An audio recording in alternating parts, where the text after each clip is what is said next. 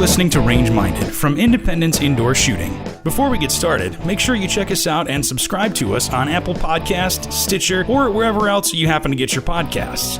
This is episode 18, a Ricky-free episode where Steve and I discuss the best and worst gadgets, gizmos, and accessories for firearms. We do cover a lot, everything from pretty much anything you can add on a rail to safety, cleaning, and everything in between. And we also weigh in on what gadgets are worth adding to your collection.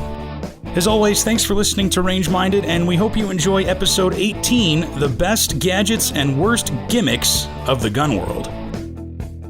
Hello and welcome to Range Minded from Independence Indoor Shooting. This is episode 18. Oh my gosh. I know. You're always surprised every time. Yeah, it's like I can't count. It's like, I was going to say, it's like a train on a downhill track. It just keeps on rolling. Yeah. This is episode 18. Like I said, it's just Steve Zimmerman and myself, Mark Long, today. Rick's gone. Not permanently. Not permanently, no. He is away learning about stuff and things. Expanding his mind. Yeah, he's getting some broadening his education and his shooting experience. Yeah, so we'll have to interview him about that when he gets back in 2 weeks. So Not only will this episode be a Ricky-free episode, but the next one will be too. Yeah. So make sure you save these for when you're down, and then Ricky-free will bring you back up. Unless you like it Ricky-free, I don't know. That's what, yeah. Now Ricky-free. Now with less Ricky. So, but we're going to stay as entertaining as we usually are. Well, yeah, we'll try. And this, the subject of this one, we're talking about gizmos and gadgets. Yeah. Good things to have to add to your firearms, or maybe your range kit, or anything like that. Things that are just making you scratch your head. Maybe things that we're not sure whether or not they're a good idea or not. But we're really no restrictions on what it does. I mean, because just like any other hobby and sport, there's all kinds of gimmicks and crap that people try to market. In the shooting world. I feel like it's worse in the shooting industry than anywhere else. You know, there's like, there's this new tactical innovation, and you can have it and, be tactical for only $150, although it's usually twice that much for whatever reason. Well, it depends on who's making it. Yeah, that's true. What brand is on it, and what reinforced polymer it's made out of. Yeah. So, and as long as there's a rail attachment on it, you're all good. Yeah, so it works. But we'll kind of jump around a little bit. I've kind of organized it into good stuff, in my opinion, bad stuff, in my opinion, and then stuff I really am not sure about. And Steve's going to jump in. He's got a couple of opinions. If you haven't listened to the podcast before, I could get opinionated now and then. Steve's got a couple of opinions, so that will be entertaining to say the least. So let's jump right in. And I don't apologize for my opinion. You shouldn't.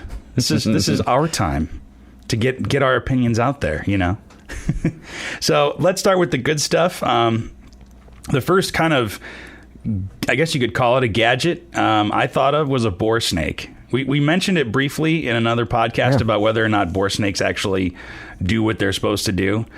But as opposed to a cleaning rod and patches and all that, I think it's way, way easier. I don't think it'll ever replace. It shouldn't replace any kind of a rod and patch, that kind of thing. But for in the field quick stuff, yeah, absolutely. Well, and the other thing I thought of was that maybe somebody who doesn't clean their guns ever, if they just run a bore snake through it, that's going to be that's better than nothing. I suppose so. I might fall into that category every once in a while. Yeah, it takes time, but so why doesn't it replace patches in a rod, though? Well, you're never going to get that true clean, and especially guys, the theory of breaking in barrels, you're going to have guys on one side or the other saying, oh yeah, it's fine, you don't need to break in a barrel, or yes, you must break in a new barrel. And I'm not going to get into that argument. That doesn't appeal to me right now. You're not in the mood. But it's those guys running rods or running bore snakes instead of rods, you're never going to get all the fouling out. So you're always going to have some sort of carbon buildup or gunpowder buildup or anything like that. That being said, I have several bore snakes. They're handy. I mean, like you said, if you're maybe just cleaning at the end of the range or run one through, it's going to be a little bit easier, And for like field strip or something, that kind of clean. Yeah, absolutely. Yeah, quick and easy. We probably should do a podcast at some point about gun maintenance and gun cleaning. Yeah. Just like when we actually clean our guns, we'll get around to it. We'll just clean our guns on the podcast. Actually, that's a great time saver right there. It'll be some good sound. But yeah, because cleaning, obviously, everything is important. But I don't know, bore snake just seems so And there's easy and convenient to me. There's several bore snakes out. There's one of the ones, I don't know if, I guess I can drop names. One of the ones that we carry here at the store that I really like are the Real Avid. Okay. Those are pretty cool, actually, for a bore snake, because you actually have a handle to grab a hold of that cord and pull it through. Yeah, and so when I bought my first bore snake, it was a Hoppies, because I figure, okay, if they make number 9, then they're good enough to make a bore snake. And speaking of which, do you see my Hoppies air freshener? I do see the Hoppies air freshener. I'm surprised that's not in your car. It probably smells enough like Hoppies anyway. No, the car stinks. It's dirty. But the one thing I don't like is, well, I do like that it has the weight at the end, so it just drops straight through the barrel. But then you have to wrap it around your fingers, and it can kind of get a little. Yeah, and then if you make a terrible mistake by getting the wrong bore snake in there, and then you get it stuck, and then you're up a creek. Yeah. But I think that qualifies as a gadget where it's more convenient to have. It's not detrimental. Sure. Any cleaning is better than none. Yeah. Another one is a tactical light on your firearm, and this could probably go back and forth. Yeah, this could go back and forth either way. I don't think it's a gimmick so much as no. It really depends on your application, and in fact, I had that on my list of priorities on setting up a gun. Sure, that's towards the bottom of the list, and I'm sure somebody tactical will be out there. Oh, that's stupid! You got to have that on the beginning. No, that's the light's going to be the last. In fact, if I've got one on my handgun, or when it comes to handgun lights, I'd rather not have one on my handgun and have a different device in my other hand. Right. Personally. Well, and I was going to make the argument that I think it's more important on a rifle setup, overall, or a long gun setup than strictly a handgun, because well, and there's a lot more to running night shooting or low light, no light type stuff than just putting a light on a gun and knowing how to turn it on and off. Right. Well, and the other thing with a handgun is that you have so much less real estate to actuate that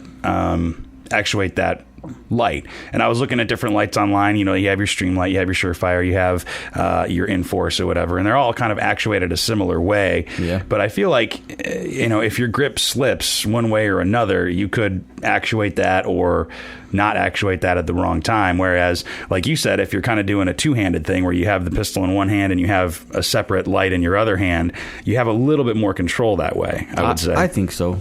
And it depends if you're running Harry's grip or FBI or neck index. I mean, I like having another device in my other hand. Right. Personally. So that way, the other reason too would be if for some reason I'm sweeping my house when I probably should just be calling the cops. Right. I'm not pointing my firearm that's got a weapon mounted light at something I'm not willing to destroy. What if it's my kid just getting a drink of water? Right. And then I'm pointing my gun at him with the light on instead of having an auxiliary light in my support hand that I can sweep the house with. Yeah, and actually we mentioned this in a previous podcast as well, is that according to Idaho law for concealed carry or self-defense at all, you cannot point a firearm at someone unless you're willing to shoot, which is a rule anyway, one of the rules of firearms. So you could have, like you said, and I'm backwards, so I'm using my left hand and my right hand, but you can have your firearm in your left hand, or I can have my firearm in my left hand pointed at the ground at low ready and have, your light. My light. So I think that's a little bit safer.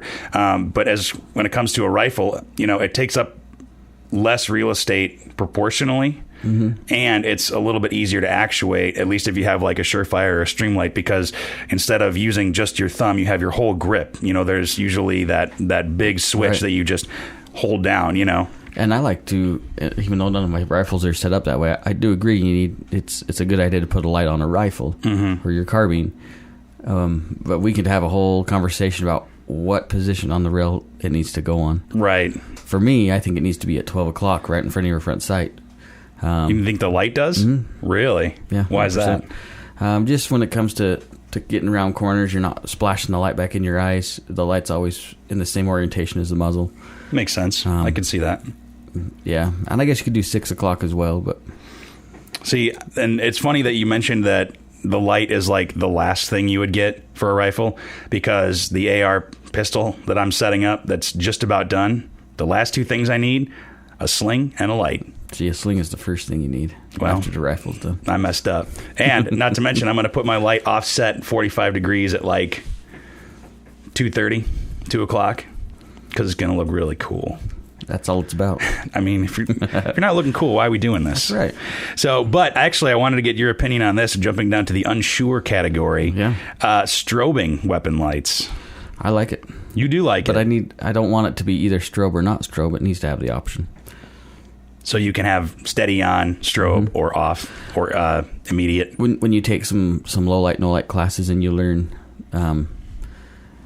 how to manipulate the light in the right way, strobe can be pretty effective. Really? Yeah, well, yeah.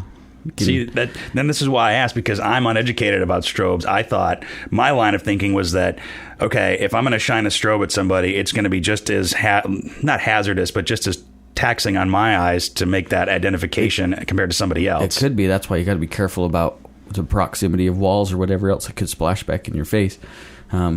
But yeah, it can give you just that nick of time, that split second of time to evade, just to give the bad guy what's going on type of feeling. Little discombobulation. Yeah. And I guess you could learn about that in a low light class. We have low light classes here at Independence, which actually I really do want to check out. Yeah, Bill did one last night actually. Oh, really? Yeah. Yeah, that'd be pretty cool. And actually, to sidetrack about what I like about our range is that we have 2 sets of lights. So you can set, 3, I guess, technically. There's one in each booth that you can turn up or down, on or off. Then we can turn the lights off downrange and keep the lights on in the back. And then that main area in the back, we can turn those lights off too. Yeah, you can get almost 100% darkness in the range there. Yeah, actually, when we did the Glock 19X review, and before we started the podcast, you're like, "Oh, go shoot it or whatever." All the lights are off, and I hadn't had all the you experience. wanted to try the night sights out, right? Yeah, and I'm like, okay, well, which lights do I turn on, and can I even do this? And so, yeah, it's pretty cool. So, you should come to Independence and check it out. Yeah, totally. And take a low light class. But yeah, and that was the other thing about the getting back to the strobing thing. I guess with training, if you know how to actuate it and everything, then you're going to have that frame of mind. Yeah. But I was always thinking that you could actuate it by mistake and then confuse yourself, and then you're in a world of trouble. Well, that's when you get to gizmos and gadgets and gimmicks, in a way. Yeah. You could spend a lot of money on a piece of crap light. Yeah, that's true. I mean, because there are a lot of crap lights out there, but, you know, and not to name drop, but Streamlight, Surefire, Enforce, those are kind of your big 3 that you can't go wrong with.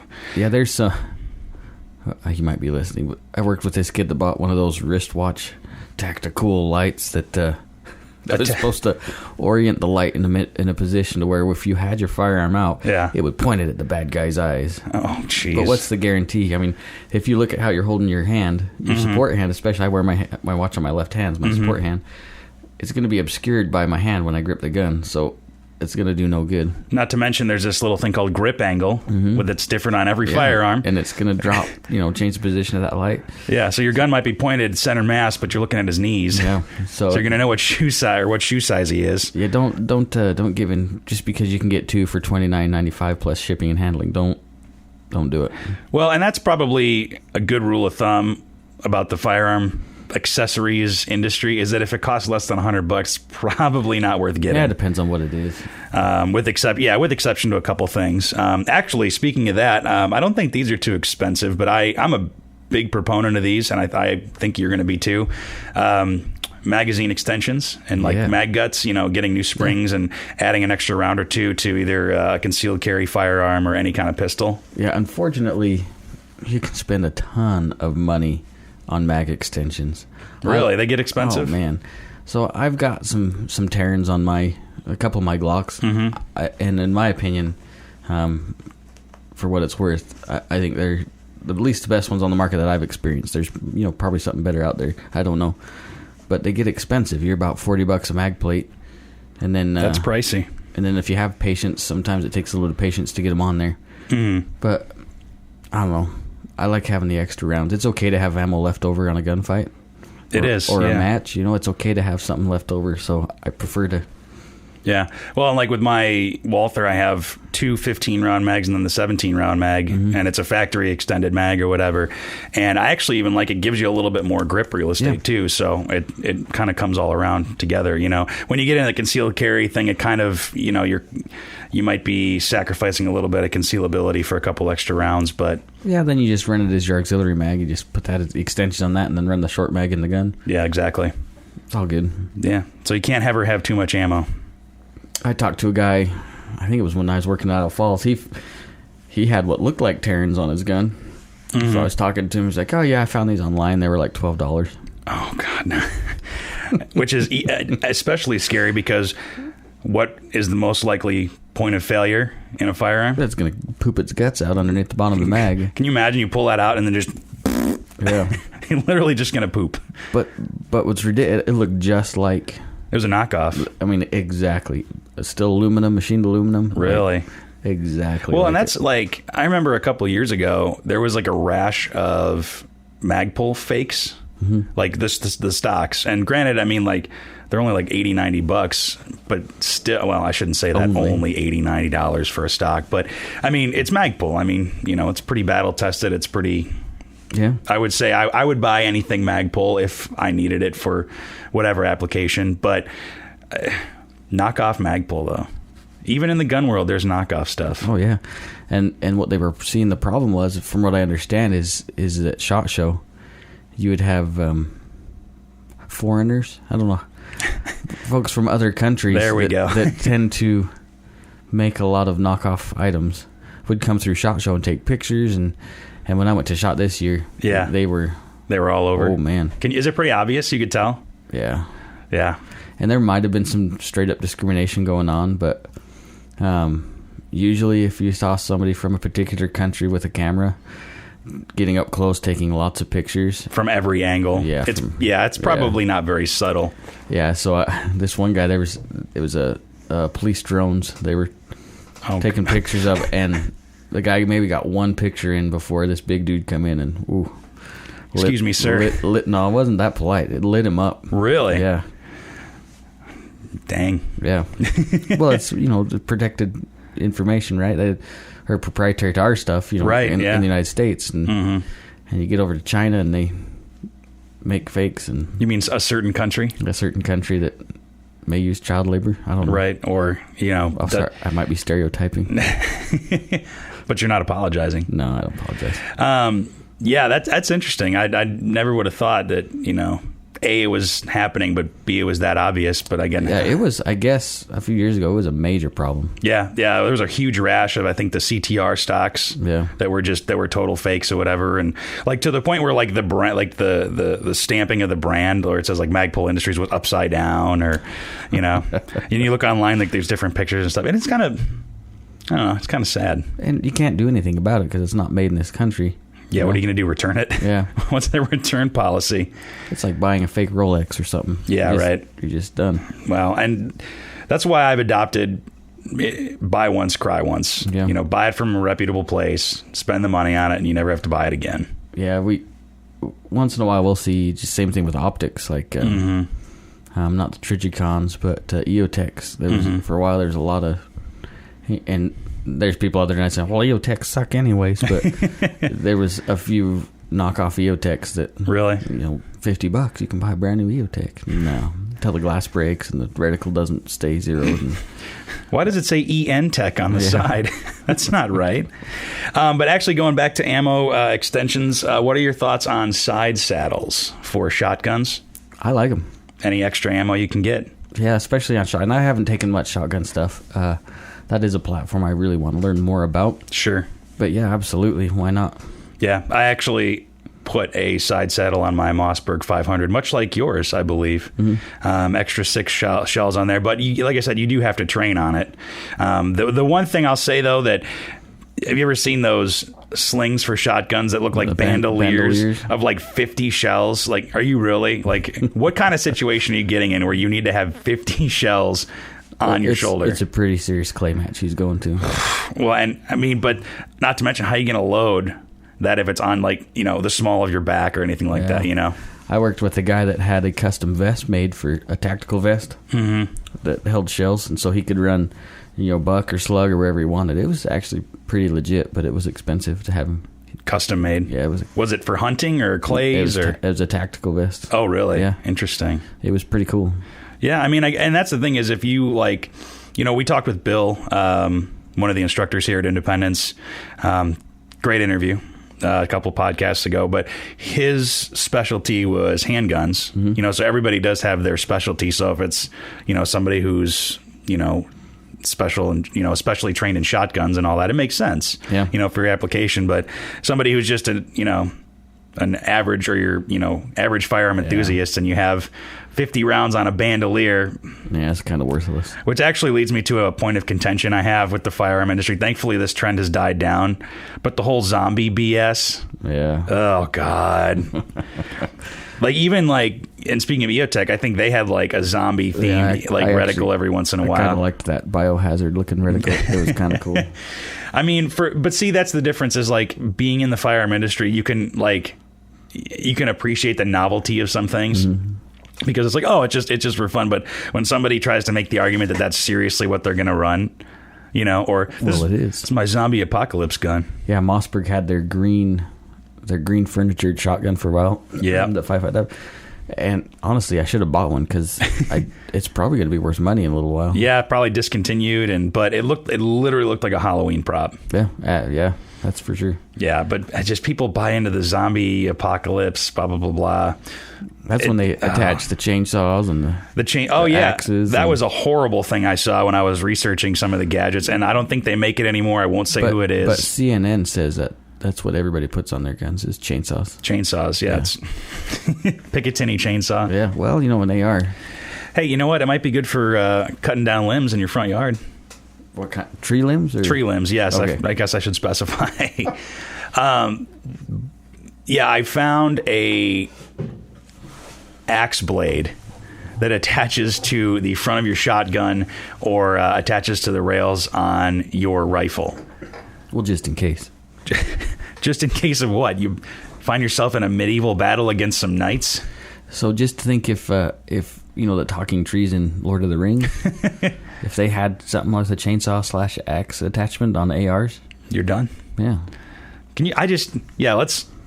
You're out of ammo, right? Let's say your bandolier of 50 shells is done. Yeah. You've shot your shotgun just completely dry. So you just grab the buttstock and just right at somebody. And it's probably dull anyways. Can you imagine the legal battle after that? Sir, you expended 50 shotgun shells, missed every single time. Then you hacked off the plaintiff's arm. After chasing him down? After chasing him down in the street. Yeah, that was self-defense. It was totally self-defense. Yeah. God. The guy made fun of my Twinkie box. Ugh. He stole my Mountain Dew. Yeah. It seems like, and I think video games definitely play a part of that. It seems like a lot of this, the tactical things like that. 100%. They stem off video games or vice versa. So then you get these couch commandos that, that's so awesome. I need that, yeah. And I probably got listeners right now thinking, I have that on my gun. I have an axe, so what? Well, that's actually, it's funny. So I went on to Reddit, and they have which is always a good source. That's a great source. Yeah. There's a subreddit called Mall Ninjas. You ever heard that term? Yeah, I've heard of Mall Ninja. It sounds so derogatory, but it's really true. It's like hidden knives and your under your sleeves and your forearms, or katanas with the Marine Corps logo on it. So it has to be legit. Bought it at a gas station. That's right, in Oklahoma for $50.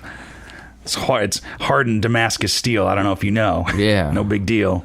So, but going along with the extra ammo thing, what do you think about have you seen the Ready Mag for the ARs? It's basically two mag clips. It puts them together, so you have two magazines. So you can switch back and forth without having to drop one. Not a new concept, but I don't know. I don't know what to think about it. I guess it's all right.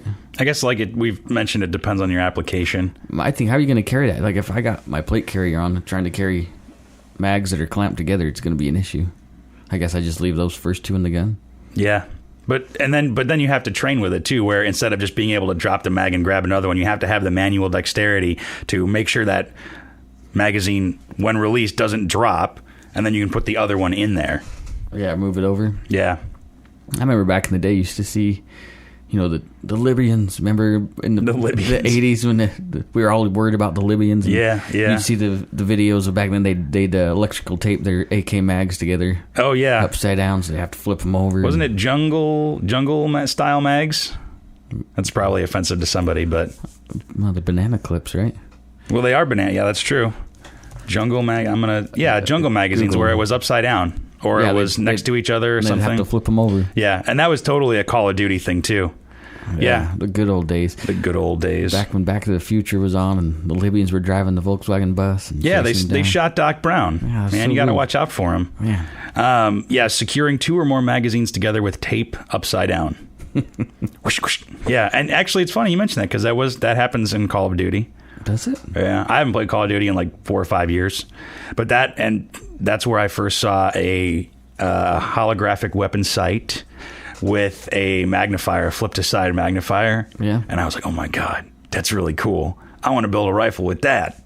So I bought a red dot, and then I bought the magnifier. I'm like, this doesn't really offer that much of an advantage. I took my magnifier right off. Yeah. I mean, I still have it. And then on the rifle or the AR pistol I'm building right now, I have a Vortex Huey on it, which is super cool. Wow. Awesome reticle. And I put the magnifier behind it, and I'm like, and it made the gun so top heavy. Yeah, that's like I said. I have an EOTech, but it's not a knockoff. And it's not the zombie one? No, it's not the zombie one. But I bought a magnifier to put behind it, and I put it on my rifle, and it was probably on there for about 5 minutes, and I took it right back off. Yeah, I mean, cool idea to have a magnifier because then you can have your close quarters and then you can reach out a little bit farther if need be. But I think that's only really for the realm of... Yeah, just buy a 1-4 or something, put on your 1-6. Yeah, and that's on my 16-inch rifle. I have a Vortex Strike Eagle 1-8, you know. So to me, that makes more sense. Yeah, and it's better balanced because that's what I think a lot of people don't think about, especially with a lot of this tactical crap, is that the more you add to your rifle, the heavier it's going to be, the harder it's going to be. Yeah. You know, and if you're ingesting a steady diet of Doritos, Mountain Dew, and chocolate chip cookies, you're not really going to have the arm strength to hold that up for a long amount of time anyway. Yeah, they're a little heavier than the controls to the Xbox. Just a little bit. Yeah, they don't work as well. Or rather, the recoil is going to be a little bit more felt that way. Yeah, it's just not like a vibration. Yeah. Yeah, it's weird. Yeah, I play video games, sorry. We all do. But yeah, I haven't played, Call of Duty in a long time. Yeah. So I can only imagine what they're doing now. Yeah, I don't know. Let's see. Let's go right into the bad stuff a little bit. I've got more, but... I already talked about anything zombie, the shotgun axe. This one is going to be interesting. Wearing tactical pants out in the real world, not a good idea. You're in the gun shop right now. Because I got I wear my I wear my 511s a lot. Every day, all over the place. Quite frequently. They're comfortable. But don't you think they're a little? They scream. Shoot me first. Tactical a little bit, or I'm concealed carrying. Yeah, they tend to. I think so. It depends on. They're making a lot more cool stuff now. Right.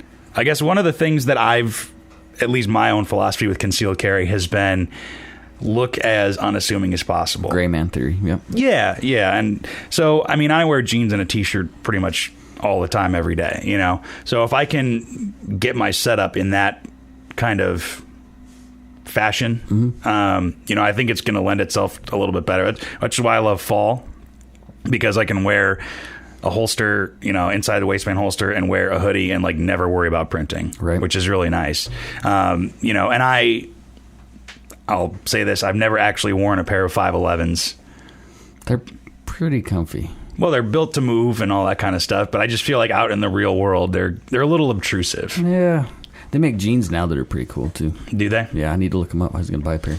I would look into buying a pair of 511 jeans. And they make yoga pants, but I would never wear those. You sure? Yeah. That'd be... I'm going to drive everybody out of the store real fast. Yeah.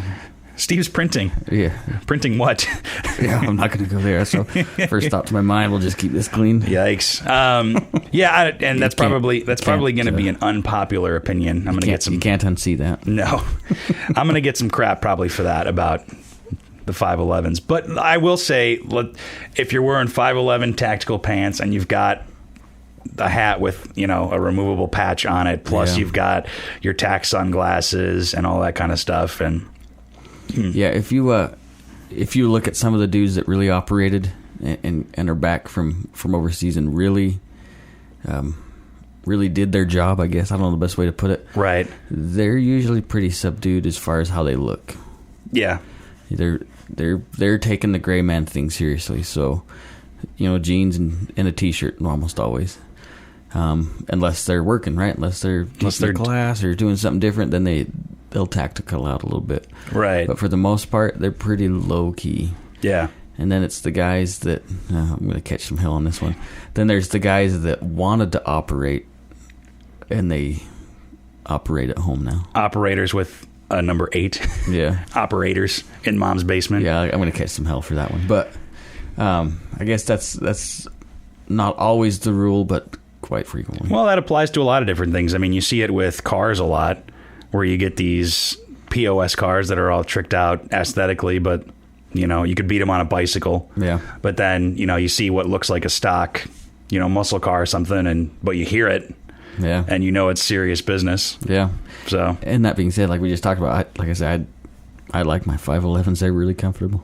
Yeah, and let me qualify this whole episode by saying we're not judging any of this on the cool factor. You're judging me. Well, at least you pull off the tactical pants well.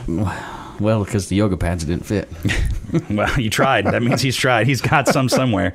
Yeah, and there might be some stuff that's cool. Like, so, for example, I debated putting this on the list, but we'll just hit it right now. Is having a plate carrier.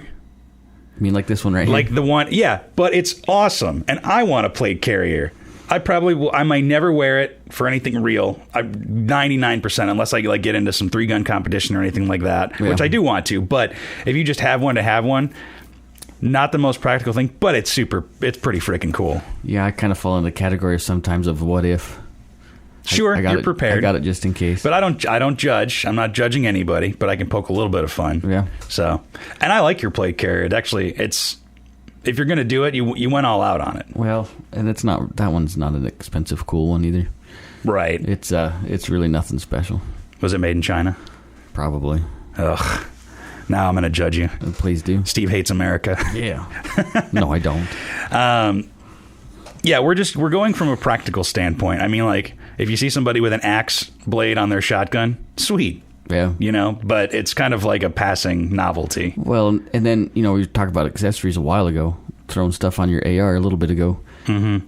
There's so many foregrips that may not be appropriate for your firearm. You mean like the tack sack? Yeah, that would be one. We gave one to a guy for his birthday. For what color was it? Black. It has to be. Tactical black. Gotta wrap your hand around those things. And he actually put it on his gun and left it for a while. He used it for a while. If you're not sure what a tack sack is, just go ahead and Google that one. We can't explain it. Although the ATF did not rule it as an actual foregrip, so you can put it on an AR pistol. Yeah.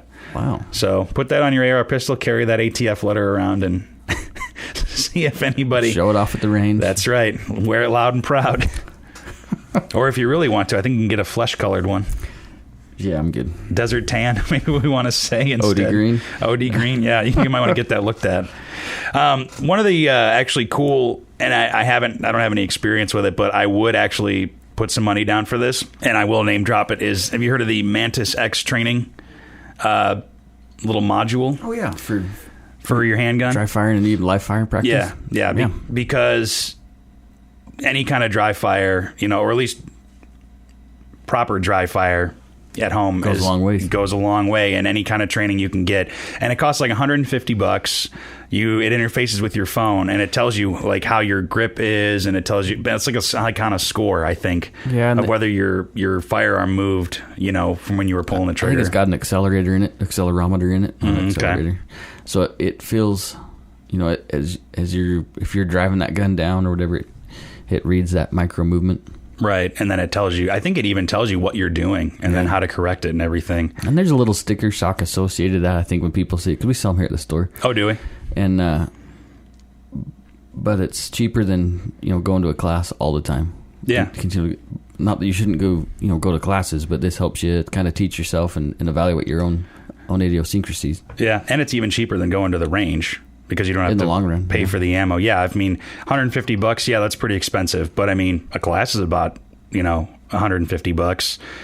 You can buy 1,000 rounds, I guess, for $150. But that you could hold on to that thing for a really long time. But this you could do in the comfort of your own home. Mm-hmm. While you're watching a movie or whatever. Yeah, I do want to get one of those, so I didn't know we had them at the store. Yeah, and I think we sold out. We did have some. Let me put it this way. I did not walk through the store first and was like, that is the dumbest thing I've ever seen, or I need this. Yeah. So stuff we may sell, we may crap on, but... I'm not sure what dumb stuff we have. I'm sure there's some stuff out there. I'm sure there is, but really there's not that much. I'll have to do some looking. I think we have bra holsters, don't we? The flashbang? Excuse me? That's what it's called. Yeah. The flashbang. The flashbang. I guess if you train with it. Yeah, if I was a lady, I don't think I would choose that particular holster. Isn't it? And the true safety, the muzzle's pointed up, isn't it? No, I think it's not. I think it's horizontal, but yeah, it's got to be uncomfortable. Still, the chance of impacting yourself.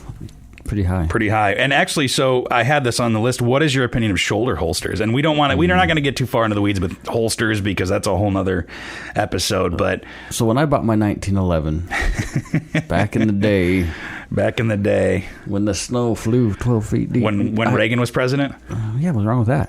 It wasn't quite that long ago. I didn't say anything was wrong with it. I said just a long time ago. I heard that, man. Shoulder holsters. I the Miami Vice thing. Not that buddy. I'm not that old, but I do remember Miami Vice. I wanted to get a nice leather shoulder holster with the gun on one side and the mags on the other side. Yeah, and there are some sweet handmade holsters like that out there. Galco still makes their original shoulder holster from the 80s. I think there's actually 2 different versions. Yeah, and they still make them. They're not cheap, but they're kind of comfortable, honestly. Are they? But the problem is who are you muzzling while you're carrying that gun around? Right, and when you unholster it, when you deploy, where's your support hand? Where's everything going? Yeah, so you could, and I'm just miming it myself, but you pull down, because they make different ones where the muzzle points straight down, I think, and then there's another one where the muzzle points back, but then there's somebody behind, you're muzzling whoever's behind you when you're walking around. But let's say, so just for safety's sake, it's the, shoulder holster that points straight down. Well, you have to move your arm, your support arm out of the way, pull it straight up, and then make sure you're not sweeping everybody in front of you to get that to where it needs to go. Usually some of that you would bring your support elbow up out of the way. Up and then bring it down. Yeah, keep the firearm pointed down on the ground the whole time. So there's some applications for it if you're wearing a suit and chasing bad guys in Miami. Yeah, that might be a good option. As long as it's a white linen suit and you're jumping out of your Lamborghini. Yeah. That'd be pretty cool. That show used to be so cool. I actually have never seen an episode. That's because you're a child. I am a child. I'm a millennial. We were talking at the beginning before the podcast started. I'm the older I get, the more what did he say? The older I get, the more I realize I am not special. Yeah. Yeah. So getting rid of all my participation trophies. Yeah, there's no more trophies given out nowadays. No, which is good. Once you get out of high school, you're done. Life sucks. That's the real world. Yeah. One more thing on holsters, and then we'll walk away from this because we need to. Pocket holsters. Oh, you know what? I'm kind of torn on these. You need a holster regardless what the gun is. That's true. So that's for me with handguns and long guns. Handguns, holster's the first thing you need to get after your firearm. Mm-hmm. Okay. With rifles, first thing you need to get is your sling. That's my philosophy. Sure. So when it comes to holsters, pocket holsters, I've got 1 or 2 of them. Do you? That's how I used to carry my 43 is in a little holster. I could either put in my pocket or inside my waistline. Mm-hmm. The problem is reholstering them after use. Mm-hmm. So that's the downside. I think they have their application. I don't know if it's something. If I'm dressed up, if I'm super nice and going to church or whatever, I avoid the pocket holster and I go for appendix carry, something hard shell. And I don't necessarily, the softness of a pocket holster kind of Rubs me the wrong way. And just having one right in your pocket, like, because if I'm sitting right here, if it's on my strong side hip, it's still way easier to get than having to dig through a pocket. Sure. Or, heaven forbid you try to deploy the gun and the whole holster comes out. And then what are you going to do? Well, and there's that what's the name of that one? The deep cover or whatever. Deep concealment. Yeah, the one that goes down inside your pant leg from the waist. You seen that one? Yeah, I've seen that. You pull the whole thing out, and to me that's a gimmick. Yeah, that was actually on my list too. I've seen a couple of videos online where it's like because you pull it, it's in a pouch and it goes down your leg, and you pull the tab and then it comes out. And I've seen it where they pull the tab out and the gun literally goes flying like 3 feet in front of them, which is horrible. Yeah, and I don't want to. Maybe they're listening. I don't know. I don't want to make them feel like they made a bad product. But they didn't really make a good product. My buddy got one. He was going to review it, so they actually sent him one for free. He wanted to give him some honest reviews. Mm-hmm. Super excited about it. He gets it. He wore it for a day. And he said, "Man, this thing, no." Yeah, it's the wrong holster for me. It might be the right holster for somebody out there. But. Yeah, and kudos to them for trying new ideas. You know, it takes a lot of money and time and a little bit of. Yeah, they do sell them. I mean, they're still making them and selling them. Yeah. So then what are your opinions on the belly band? Well, this is turning into a holsters episode. I'm sorry, but there's so many different ways to carry, and there's been so many gimmicks and gadgets and all that about carrying. The belly band, in my opinion, does have its place. Like if you like to wear basketball shorts or whatever, it makes a lot of sense. Yeah, if you're riding a bicycle or running around or whatever. Yeah, jogging, exercising, something, and you want to have something on your person that's not going to pull your shorts down off your waistline. Yeah. Yeah. I talked to a guy when I was working in Idaho Falls. He took just a hernia belt, and his wife was a seamstress, and he made his own belly band. Really? And then he was actually working on getting a patent for it. That's pretty cool. Yeah, and it worked. He was telling me that he played basketball with some of his police friends, and he had them frisk him. Huh. So he was carrying like 3 guns on him. Oh, jeez. On purpose. Yeah. He's like, for demonstration. Yeah. He's like, frisk me, see if you can find it. And they found 2 of the guns. They never found the belly band gun. That's kind of freaky. Yeah. But hey, that speaks to the concealment. So, you know how I know I'm a child? I didn't know what a hernia belt is. Well, when you get old, and when you're my age and you get a hernia, you'll know exactly what it is. Whippersnapper. Let's switch gears because I know we've been on this holster kick for a while. What are your thoughts on a 45 degree offset sights for ARs? Let's go to long guns a little bit because, like we said, there's so many different things you can put on your ARs. I kind of dig them. They're cool. Yeah. I can see the point for them, especially if you have a magnified optic that you can't really co-witness through. Sure, like a 4x8 or something, or a straight 8. Total sense. Yeah, and I think they originated really out of necessity or a loophole from 3-gun competitions, right? Where you could only have one optic, I think. Probably. That's what I read, where they came more into use because there were certain divisions of 3-gun or different competitions where you could only have one powered optic. So and since you're shooting longer range distances at that point, it makes more sense to have a magnified optic. But for closer range, you can just tilt it out of the way. Yeah, tilt it over. I kind of like them. I would buy set. Now, depends on the application, though. When it comes to sights, though, too, there's a lot of, we talked about Magpul being pirated and having some crap made. Right. There's a lot of junk online for sights. A lot of junk. Yeah. And I would say if you're spending less than $100 for sights, you're wasting your money. So careful on one of the largest online retailers. That sounds like a river in South America. There's a lot of junk on that website. Yeah, a lot. Yeah, and it's interesting because they're obviously way more than firearms accessories, but they do have quite a lot. They have some cool stuff on there too, but they do, but there's no quality control. No. And that's honestly for that website, you could say that about a lot of different things. You really have to look at the reviews and do your research in other places as time has gone on. But thankfully, there are a lot of websites, and I try not to plug any, but that, specialize in firearms and firearms accessories and stuff. And you can usually trust those pretty well. Yeah. And it's true. You're going to spend a little bit more money. Mm-hmm. But at least you know what you're getting is the real deal. It's legit. It's not Yeah. It's not some piece of junk. Or, God forbid, you could come into a store, a brick and mortar store. Yeah, who does that anymore? And buy your accessories here, because then you can actually try them out. I mean, that's when I bought the Huey, I was able to come check it out and like look through it and make sure it actually, seemed good. Or, or when I put the Magpul furniture, the genuine Magpul furniture. It wasn't upside down? It wasn't upside down. Yeah, I bought it from here. Doesn't say Matt Pull. Matt Pull. Who's Matt? We don't pull. Yeah, there's all kinds of crap you can buy, and it'd be either off-brand or anything that's... Well, and there's, if we're on the topic of sites, and we kind of talked about AR sites, there's even some expensive, highly packaged, handgun sites out there that I think are a gimmick. Like what? Can you name anything specific without... Well, yeah, I don't know. Some of them we sell here. To me, like, I like Trigicons, and some True Glows, and I kind of just stick with those. Those are just because I guess I like them. There are some other ones out.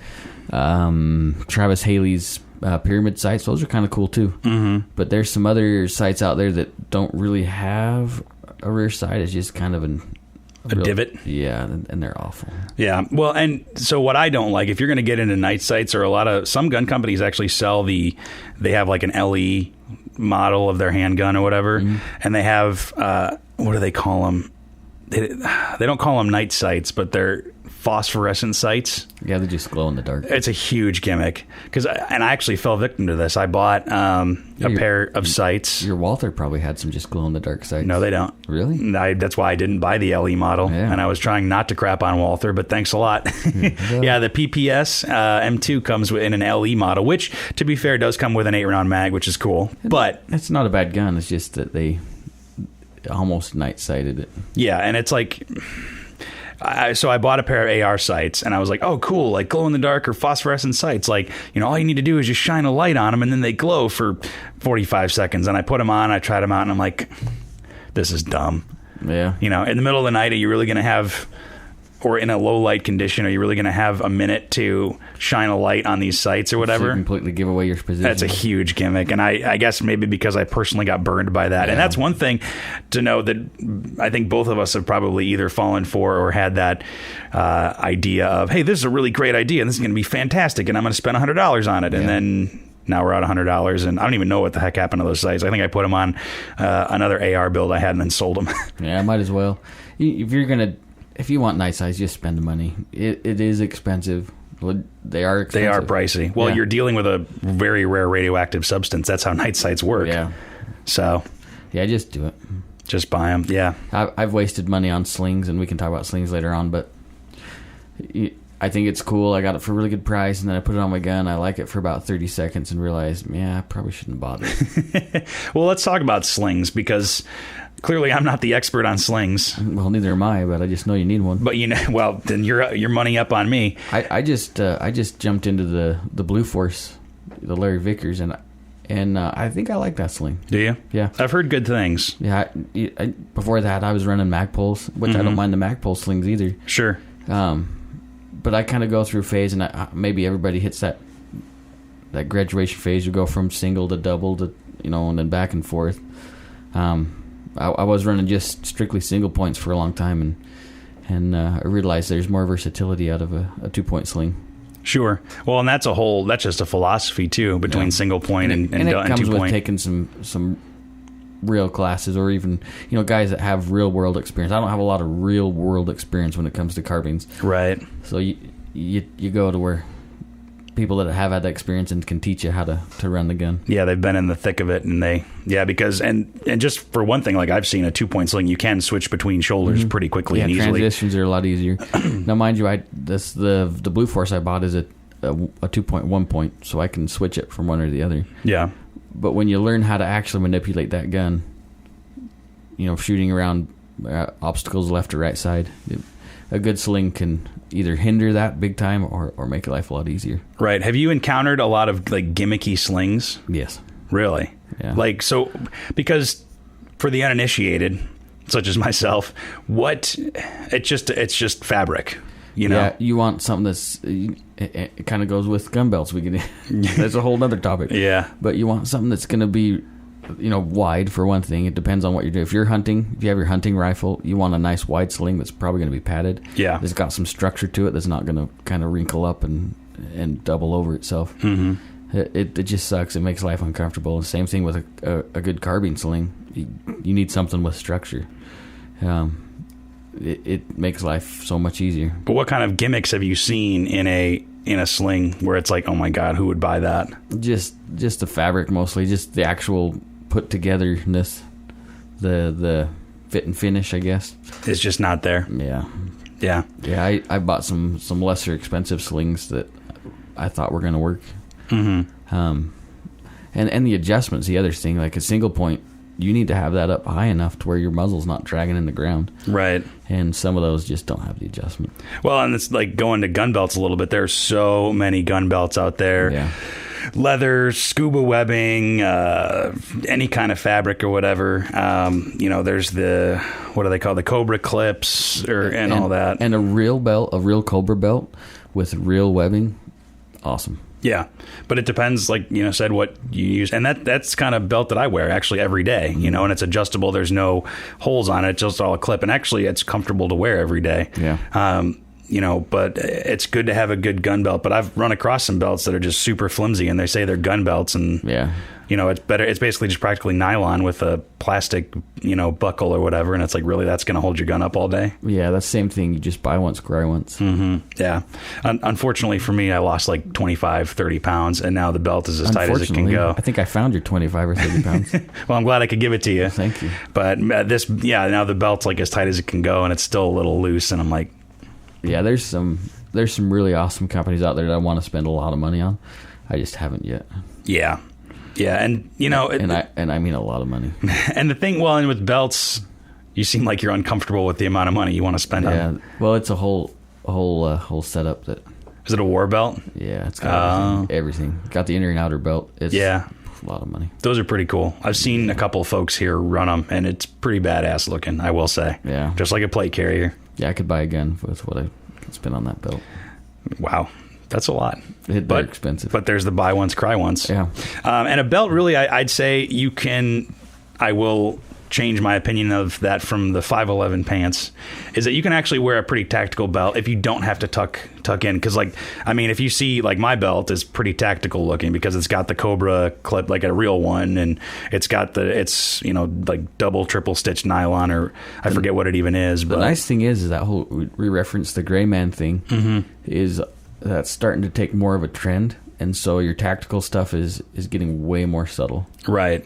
Yeah, but like I said, if you don't have to tuck your shirt in or anything like that, you can get away with it. Yeah, that's true. It doesn't matter what the a little bit more. But I think that's a good thing. And what's interesting too is that I think these trends, from gaudy and over the top, and I'm being harsh on tactical stuff, so.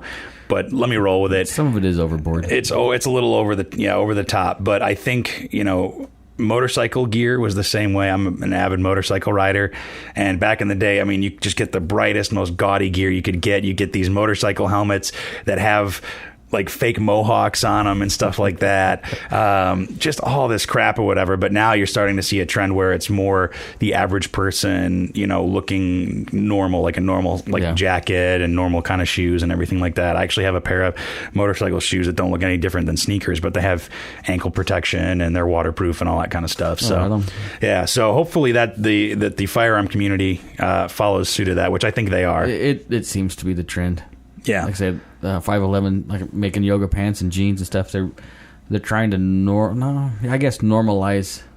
how people look. So because it really is a shoot me first thing. You might as well just have a target on your back saying, "Look, I'm carrying a gun. Shoot me." Well, and if you kind of look at it that way too, it normalizes exercising your Second Amendment rights, because it's like, hey, I'm not dressed any different than you, but I'm carrying concealed, and I'm just making that decision to have some protection for myself. Yeah, you look less like the weirdo walking around Walmart with the open carrying a rifle or on their back. Yeah, and not that I'm against open carry, but I am a little perturbed at people to do that. Yeah, I'd say there's a right way to do it, and there's also a very obtrusive way to do it that's going to make people uncomfortable. Because, I mean, even us gun guys, you see somebody walking with an AR around their back, you're going to keep an eye on that person, no matter what. You know what I mean? So don't do that. Yeah, don't be that guy or gal. Steve says don't do that. Yeah. Well, let's pivot over to... because one of the things that I really was surprised at, that I found a lot of gimmicks or possible gimmicks, was storage and safety. Yeah, I guess so. Well, what do you see? So I found this. It's like a gun lock, I guess, and I'll just say what the brand is. It's a Zore, Z-O-R-E. It's a chamber gun lock where it's the actual lock is shaped like a bullet and it goes into the chamber. Yeah, those guys are from Israel. Are they? Yeah, I talked to those guys at SHOT Show. Really? Yeah. Okay. And they have, it's like a mechanical dial on the side of it, and so the whole thing is that if you need to, you can have your mag in the gun ready to go, but there's nothing in the chamber except for the safety lock. And if you put in the right mechanical combination, I guess, with your finger or whatever, like 2 clicks forward, 1 click back or something like that, you can set it. Exactly. Then it unlocks it, and then all you have to do is rack the slide, and you're ready to rock and roll. And I think it's even connected to your phone. So if somebody messes with it or your gun moves or whatever, it'll let you know. Or I think you can unlock it from your phone as well. I can't remember if that might be. Well, and I actually saw this a couple of years ago, and I thought it was pretty cool. But after going through a couple classes and talking with some experienced folks here, I just kind of wonder, if that's. I guess it depends where you're really balancing your safety and your rapid accessibility. Yeah, I think it's just something that the gun owner has to just evaluate himself or herself. Sure. On how they want to secure that firearm. Mm-hmm. And I think because, for example, if you want to have it ready to go, not in a case or a box, because like we sell. Boxes and lock boxes and stuff here that you could put on your bed nightstand or in your bedroom or whatever. But those are combo locks. I think maybe we have one or two that's a key lock or whatever, or biometric or anything like that.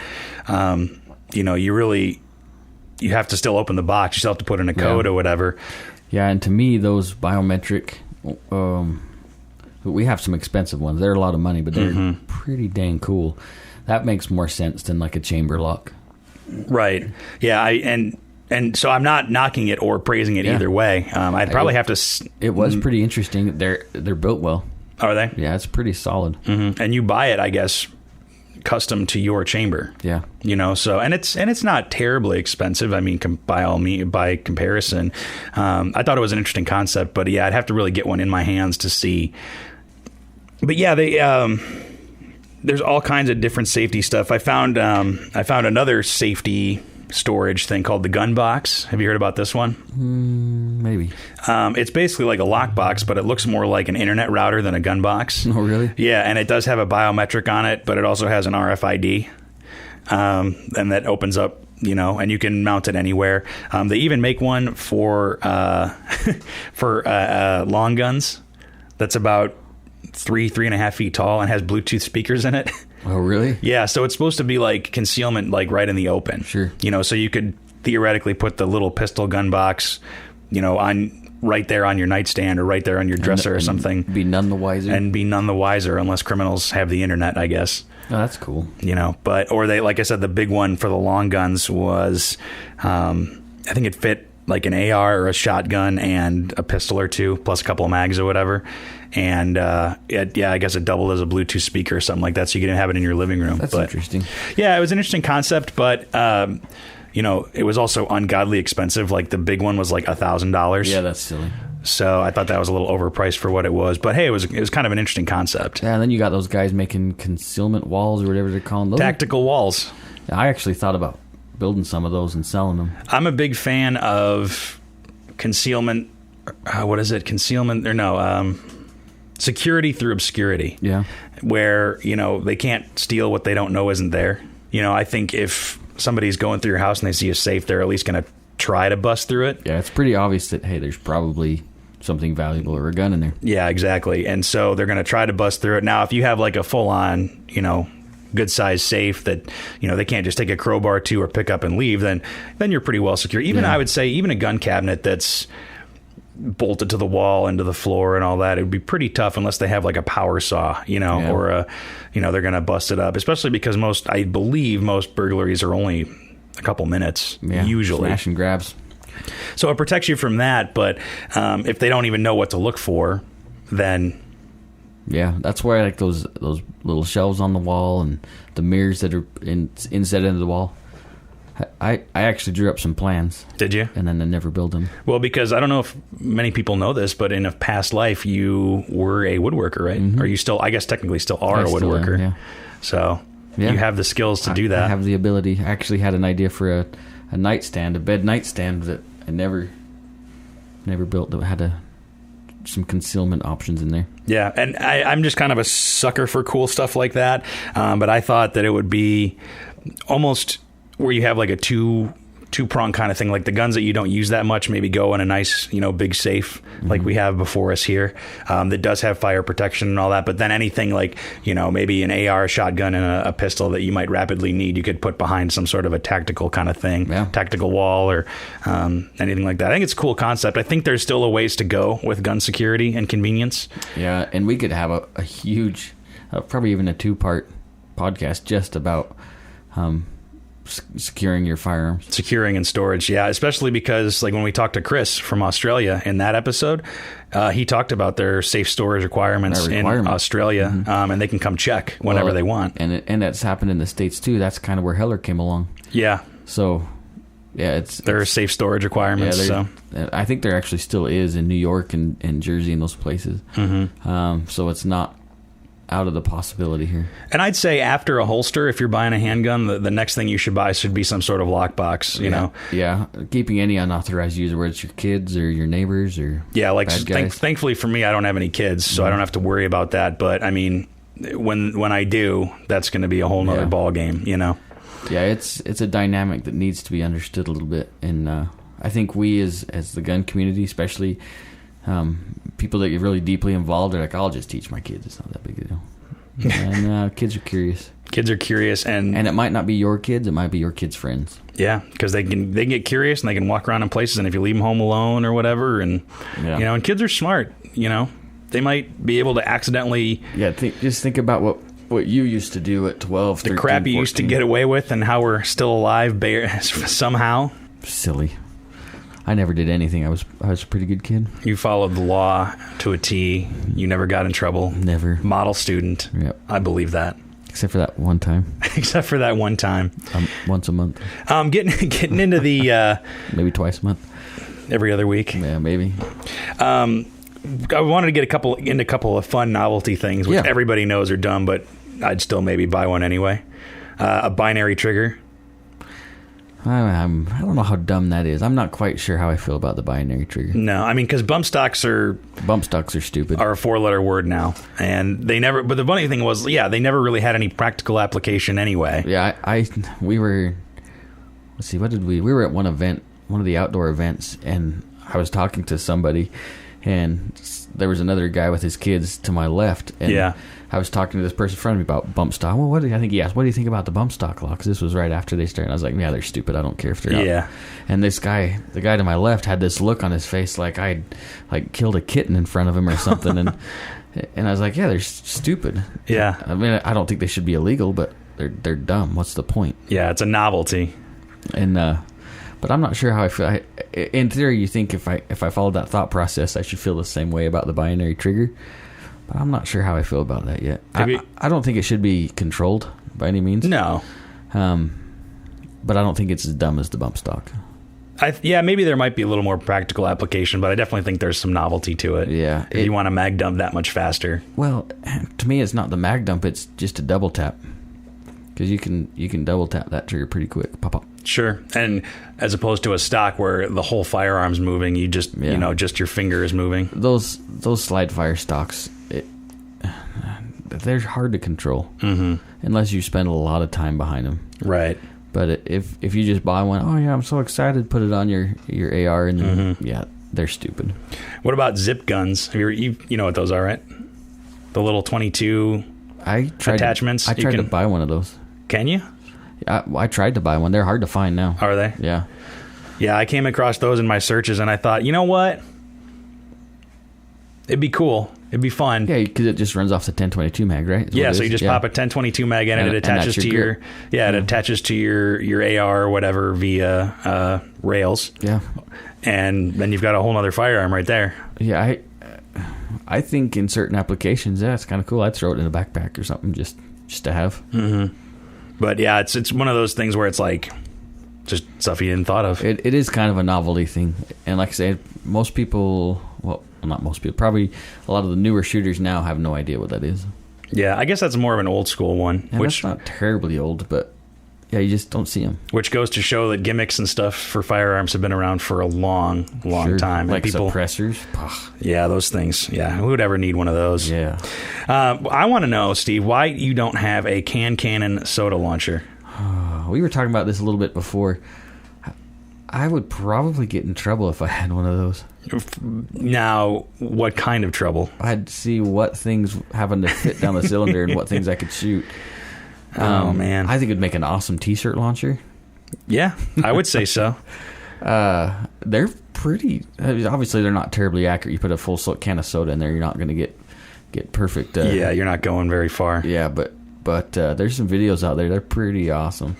They used to be controlled and it was a very short amount of time. This was a couple years ago. Mm-hmm. Just so you know, people, when you email the ATF or send the ATF letters about why something isn't illegal, just because you want to make sure you're safe and within the bounds of law, you might screw it for everybody else. Yeah, they're going to start looking into if you get the attention of the ATF, they're going to look at everything else. Yeah, so somebody contacted the ATF and said, hey, is this thing legal? Is this thing legal? Is this a firearm? What is this? And so the ATF said, you're right. This thing launches because of the diameter of the projectile. They said, yeah, it's larger than 50 caliber. We need to make it illegal or controlled, I should say. Right. And then so they recently digressed off that. So that's not, well, I guess a year ago. So they didn't last very long on the naughty list. Let's put it that way. Well, you could buy one right now. Yeah, they're kind of cool. Yeah, I would say they make golf ball launchers too. Do they really? Yeah. Imagine getting hit with one of those. No, it would hurt. Well, the soda can, there's a video out there where they hit one of those rubber dummies. Yeah. From probably maybe 15 feet away. Okay. And then it's a slow-mo impact. Oof. Yeah. It would be a devastating blow. Yeah, seriously. Talk about less than lethal. But like I said, I would see what I could launch out of that thing. I mean, I've got one in my cart now, $349.01. Oh, you're going to get it? Yeah, I think I'm going to buy it right now. Just buy it. Rush it. I think for a gun shop, we need to buy one for the shop. We when I worked in Idaho Falls, one of our, I guess he was an employee, he bought one, and we let him shoot one can of soda downrange. It made a mess. I was going to say, does the can explode? I guess if you hit a cement wall, it's going to explode. Yeah. But there's probably some things that would go through. Like it might go through drywall. I bet it would. I bet it would. The amount of force. So you're just using blanks, right? Right. You can't run a regular round through it. No. But yeah, there's quite a bit of force. Yeah, that'd be pretty cool though. You got a 30 round mag of blanks, and you've got T-shirts or something like that. Yeah, I think it'd be fun. I wonder how, this is, again, probably why neither of us should have one. I wonder if you shot the cannon straight up into the air, how high it would go. Yeah, I was actually thinking the same thing. Yeah. Actually. Okay, everybody clear a 50-foot radius away. I'm going to shoot this thing straight up into the air. Who wants a beer? Yeah. Here, hold my beer. Oh, that'd be fantastic. Now I need to buy one. Yeah. So, that's all I got, though. I mean. Yeah. There's so much crap out there, and there's so much more. Like, I guess with you guys out there listening, what is your favorite, I don't know if I want to say a gimmick, what is your favorite firearm accessory, and what do you think is the least useful? Yeah, if you want to contribute to this, we should do a user submission one. Email us, podcast@iishooting.com, or and send us a link to what your favorite accessory is, or like the most god-awful thing you've ever seen. Even a story you have at the range, because, I mean, I can only imagine where, you've seen somebody with 4 flashlights or something, or, know. I'm trying to think what my favorite and least useful would, like what my pick would be. I don't know. Well, I guess muzzle brake. My favorite, we didn't even touch muzzle brakes, did we? My favorite muzzle brake would probably be the Lantac Dragon. I love that thing. And there are some other fantastic brakes out there, don't get me wrong. Sure. I just love how obnoxious that thing is. Yeah, because it's concussion, loud, and it's fabulous. It's a huge, it's a huge report. Yeah, and it does its job. It does its job well. My least favorite. I don't know. I'd have to think about that. Notice you didn't say the tack sack. Yeah. Is there one sitting in your safe? It's okay. No, that one is pretty stupid, but I'm sure there's other things out there. Well, obviously, you know how I feel about slide fire stocks. I mean, that's probably top 10 for sure. Yeah, and the fact that it costs $200. Well, they not used to be. You'd be up for like $80. Oh, really? Oh, yeah. I thought they were always like $250. No. Yeah, because I wouldn't. Because not to mention, you have to pretty much dedicate a firearm to it. Yeah. You know, they're not easy to install and uninstall. Yeah, and they're lame. They really are lame. I'm sorry. Yeah, I'm going to go. You can hate me for it. I don't care. I don't know. Just for the sake of argument, I'm going to go with 511 pants. Ouch.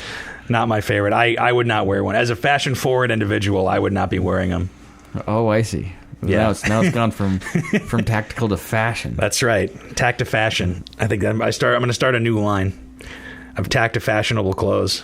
They're already out there, man. They're called 511s. Man, you know what? I think now I do have to buy a pair of 511 jeans just to see how comfortable they are. There's others out. So I had a pair of proppers that I hated when I first started wearing them. It's because they were like stretchy. They were the stretchy material. Oh, okay. Interesting. But because they stretched, they actually ended up being pretty comfortable. Yeah. Because as you got prone, dialed down, whatever, in different shooting positions, they just didn't have enough pockets. Oh, yeah. You need pockets. I like pockets. It just had regular, front and rear pockets. But I like having side pockets where I can throw. That's why you like your 511s. Yeah, dude. So I can carry my AR mag to Walmart. I can carry my 2 flashlights. I got my notebook so I can write down everything that happened. My baton. I'm going to catch a lot of crap for that. My my tear gas grenade. Carrying your ASP baton, collapsible baton. I have one. They're awesome. We didn't even talk about not bladed or blunt force weapons, did we? Well, that could be a whole nother. Yeah, well, this is a gun podcast. Yeah. So, yeah, but send us what you think is your favorite or least favorite accessory, the most gimmicky thing you've ever seen. Podcast at iishooting.com. Or you can message it to us at Independence Indoor Shooting on Facebook. If we get enough, we should do a user submission one. That would be a good one. That'd be awesome. One of these days, we're going to figure out how to do audio. Like, we can have people record why they like, send their own audio in. Yeah, send us audio messages. Maybe we don't want that to happen. We'll have to go through and edit them one by one, take out all the curse words. Yeah. So, but thanks for listening. We'll be back next week. Behave yourselves. Come see us. Yeah, come see us at Independence. Take a low light course. Yeah.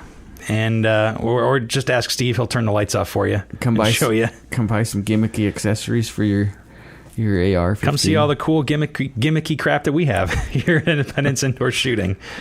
Thanks for listening. Behave yourselves. Be safe. Bye-bye. Bye. Thanks for listening to Range Minded. If you've got a comment, question, idea for the show, or any feedback, send us an email to podcast@iishooting.com or send us a message on our Facebook page. Just search Independence Indoor Shooting. Again, thanks for listening to Range Minded. We'll see you next time.